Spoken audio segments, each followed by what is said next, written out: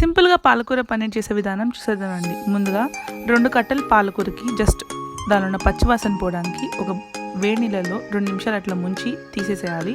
Next palak puree కోసం ముందుగా boil చేసుకున్న పాలకూర, కొంచెం అల్లం, ఒక 4 పచ్చిమిర్చి, కొంచెం జీలకర్ర, జీడిపప్పు తీసుకొని ఫైన్ పేస్ట్ లాగా చేసుకోవాలి. నెక్స్ట్ అదే మిక్సీ జార్లో ఒక 4 టమాటాలు ఫైన్ ప్యూరీగా చేసుకొని పెట్టుకోవాలి.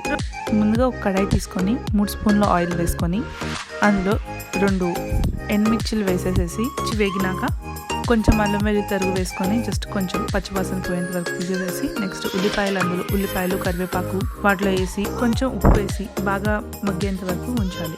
ఉల్లిపాయలు బాగా గోల్డెన్ బ్రౌన్ వరకు వచ్చిన తర్వాత మనం చేసి పెట్టుకున్న టమాటా ప్యూరీ వేసుకొని బాగా అందులో పచ్చివాసన పోయేంత వరకు బాగా కలుపుతూ నూనె పైకి తేలేంత వరకు దాన్ని మగ్గించుకుంటూ ఉండాలి.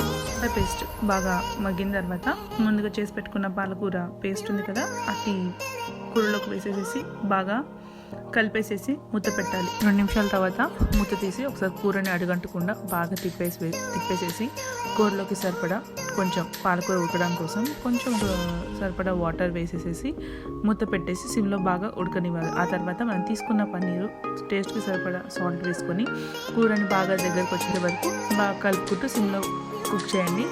ఇంతే అండి, సింపుల్గా మన పాలకూర పన్నీర్ రెసిపీ రెడీ. మంచిగా చపాతీలోకి కాంబినేషన్ చాలా బాగుంటుంది. ఒకసారి మీరు కూడా ఈ స్టైల్లో చేసి ఎలా ఉందో మా కామెంట్ సెక్షన్లో కామెంట్ చేయండి. Thank you for watching.